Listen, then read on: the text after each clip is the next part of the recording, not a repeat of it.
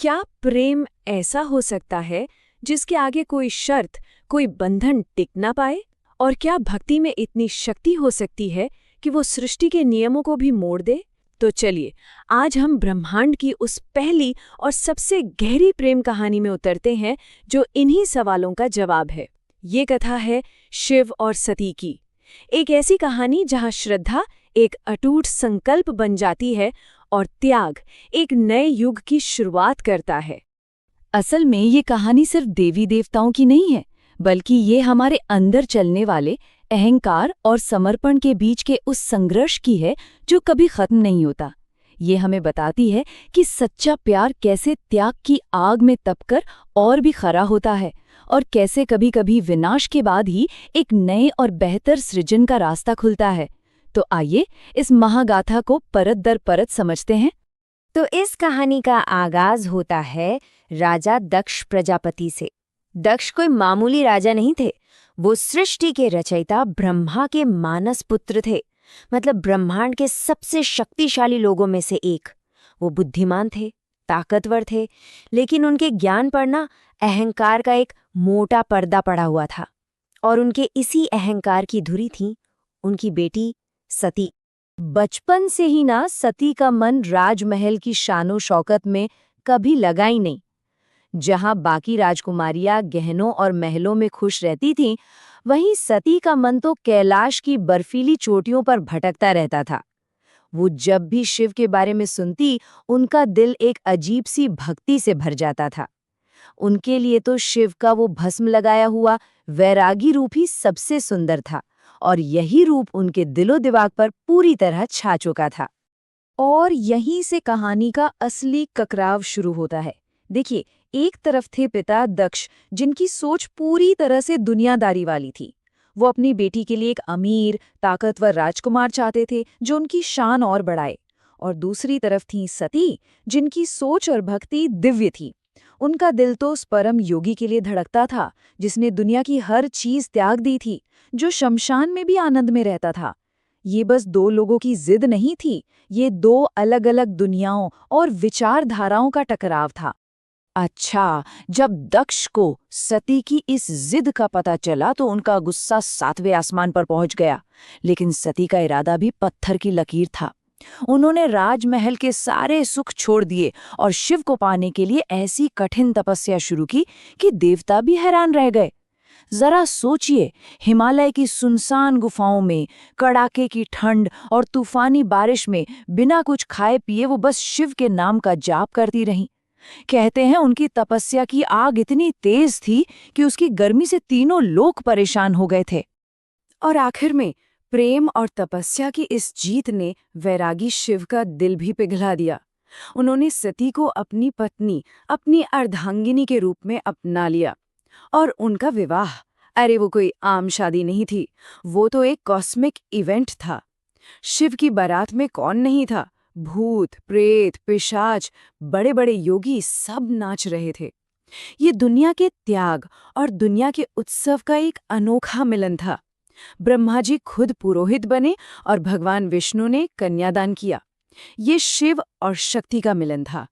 लेकिन इस पूरे दिव्य जश्न में एक घमंड की परछाई मौजूद थी, और वो थे सती के पिता दक्ष प्रजापति। वो इस विवाह में शामिल नहीं हुए।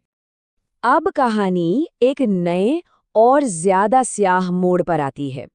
एक तरफ कैलाश पर शिव और सती का प्रेम गहरा हो रहा था, तो दूसरी तरफ दक्ष के दिल में अपमान और बदले की आग जल रही थी।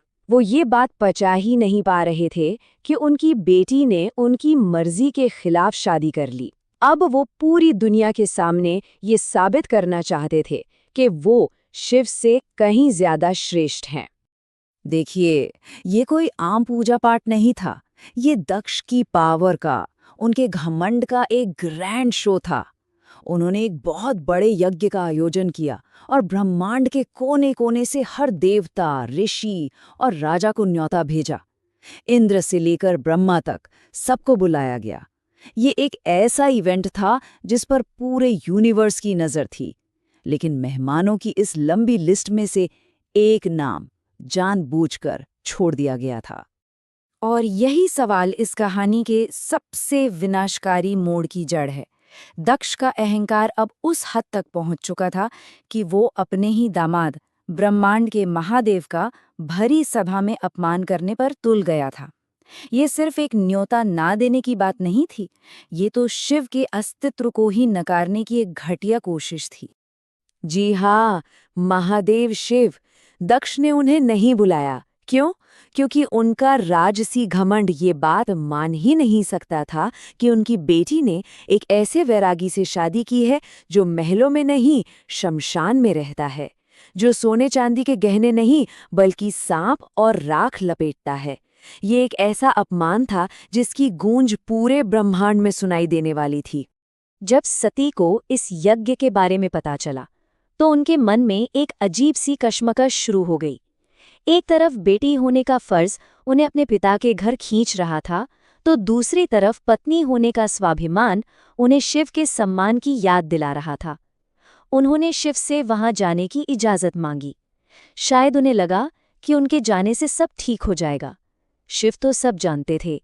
उन्होंने बड़े प्यार से समझाया, प्रिय, जहां सम्मान ही न हो वहां जाने का कोई मतलब नहीं।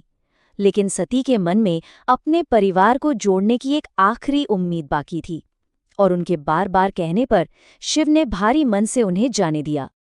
और यहीं से ये प्रेम कहानी अपने सबसे दर्दनाक और दिल दहला देने वाले मोड़ पर पहुंचती है। सती कैलाश से अपने पिता के घर पहुंची, इस भोली उम्मीद में कि शायद उनके पिता का दिल पिघल जाएगा। लेकिन वहां उनका इंतजार स्वागत नहीं, बल्कि एक ऐसा अपमान कर रहा था जो उनकी आत्मा तक को चीर कर रख देने वाला था।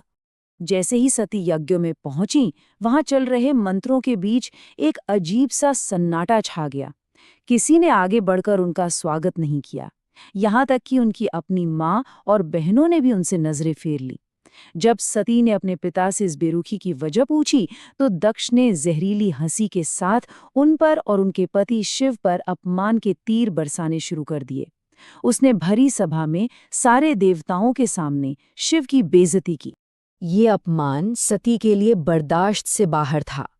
उनकी आंखों में आंसू थे, पर उनकी आवाज में अब आदिशक्ति की वो गर्जना थी जिससे पूरी सभा कांप गई। उन्होंने अपने पिता के खोखले घमंड के खिलाफ शिव के असली रूप का बचाव किया। वो दहाड़ी, पिताजी, जिसे आप शमशानवासी कहकर अपमानित कर रहे हैं, वही इस सृष्टि के कण कण में है। उनके बिना कोई यज्ञ सफल नहीं हो सकता। वो तो काल के भी महाकाल हैं। और इतना कहकर सती ने अपना आखिरी दिल तोड़ने वाला फैसला लिया।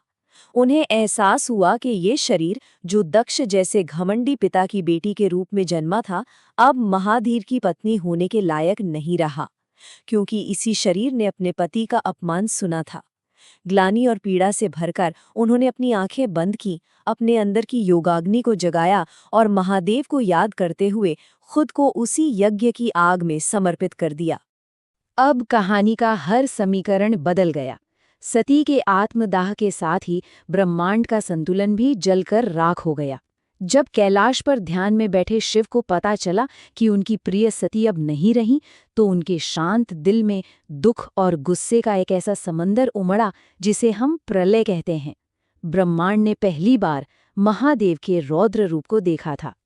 शिव अपनी समाधि से उठे। उनकी शांत आंखों में अब आग दहक रही थी। उन्होंने गुस्से में अपने सिर से एक जटा उखाड़ी और उसे जोर से पहाड़ पर दे मारा।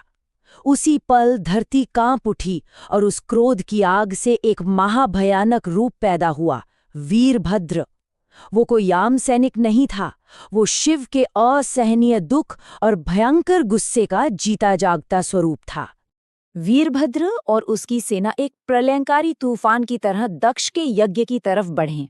सिर्फ उनकी दहाड़ से यज्ञ की आग बुझने लगी और दिशाएं कांप गईं। उसने पलक झपकते ही यज्ञ को तहस नहस कर दिया, देवताओं और ऋषियों को खदेड़ दिया और आखिर में उस घमंडी दक्ष के सामने जा खड़ा हुआ। इससे पहले कि दक्ष कुछ समझ पाता, एक ही वार में वीरभद्र ने उसका सिर धड़ से अलग कर दिया। घमंड का अंत हुआ और वो भव्य यज्ञ एक श्मशान में बदल गया। जब महादेव खुद उस तबाह हुए यज्ञ स्थल पर पहुंचे और अपनी प्रिय सती के जले हुए बेजान शरीर को देखा तो कहते हैं कि समय भी एक पल के लिए ठहर गया।